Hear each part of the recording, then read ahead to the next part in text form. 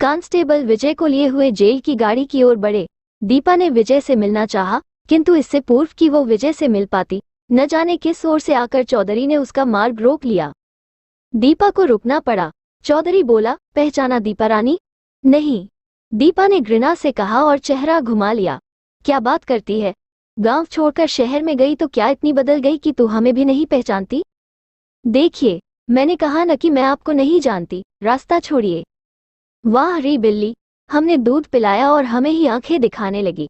चल कोई बात नहीं, तू भले ही न पहचानती हो मगर हम तुझे भली प्रकार पहचानते हैं।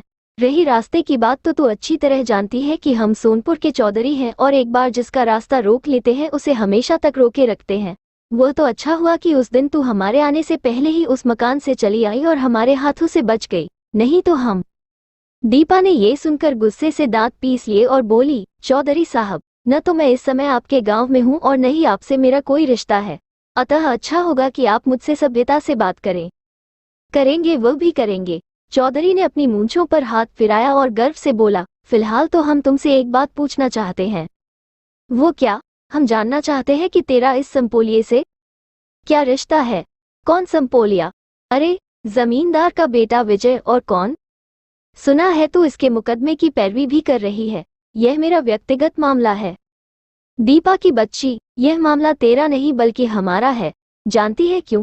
क्योंकि विजय हमारे दुश्मन का बेटा है।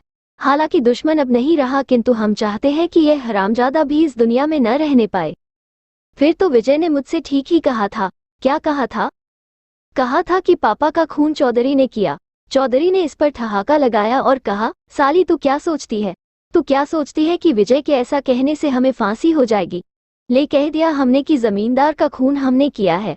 हम उस वक्त उसी मकान में मौजूद थे और खिड़की के निकट खड़े पिता पुत्र के विवाद को सुन रहे थे। हमने का लाभ उठाया और जमींदार को गोली मार दी। आप कमीने हैं चौधरी साहब, हरामजादी। हमारा कमीनापन तो तू आगे चलकर देखेगी। फिलहाल तो एक सलाह मान, और वो ये कि मुकदमे की पैरवी मत कर। सिर्फ तमाशा देख। ये देख कि कृपाल सिंह का वंश किस ढंग से मिटता है। नहीं, ये तो होकर रहेगा लड़की। दुनिया की कोई भी ताकत विजय को मौत के मुंह से नहीं बचा सकेगी। पुलिस के पास ऐसे कई सबूत मौजूद हैं कि विजय को फांसी के फंदे में झूलना ही पड़ेगा। इसलिए हमारी सलाह मान और छोड़ दे उस हरामजादे का साथ, नहीं तो उसके साथ साथ तू भी किसी मुसीबत में फंस जाएगी। तू दीना की भतीजी है, इसलिए हम तुझे अपनी मानकर समझा रहे हैं। वैसे रहती कहाँ है तू आजकल? मैंने शादी कर ली है। किससे? ये जानना आपका काम नहीं। खैर, किसी दिन आना सोनपुर। किस लिए? अरे, तुमसे हमारा पुराना रिश्ता है। मैं ऐसे रिश्ते को ठोकर मारती हूँ चौधरी दिलावर सिंह।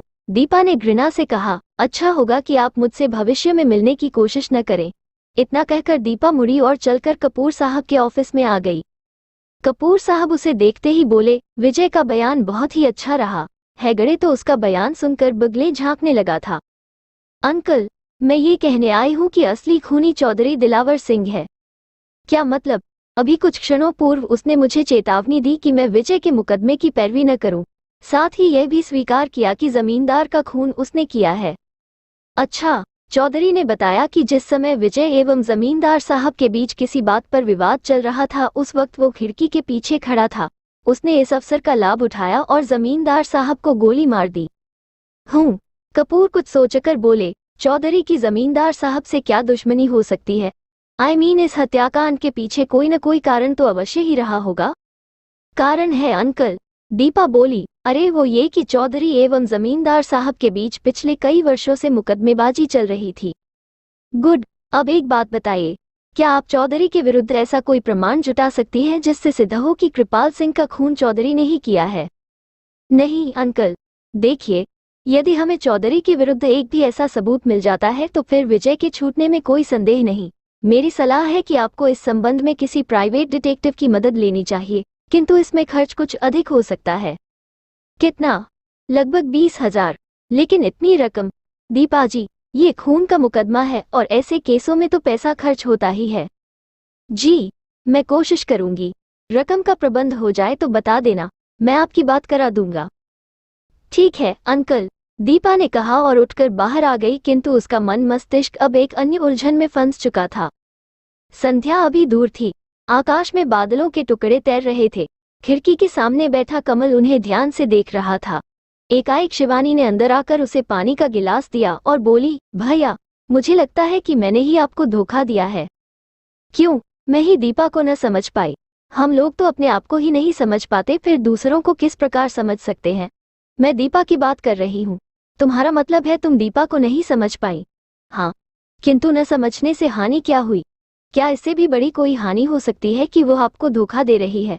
अब देखिए न, दीपा भाभी का अकेले घर से बाहर जाना और दिन भर इधर उधर घूमना, लोग क्या सोचते होंगे।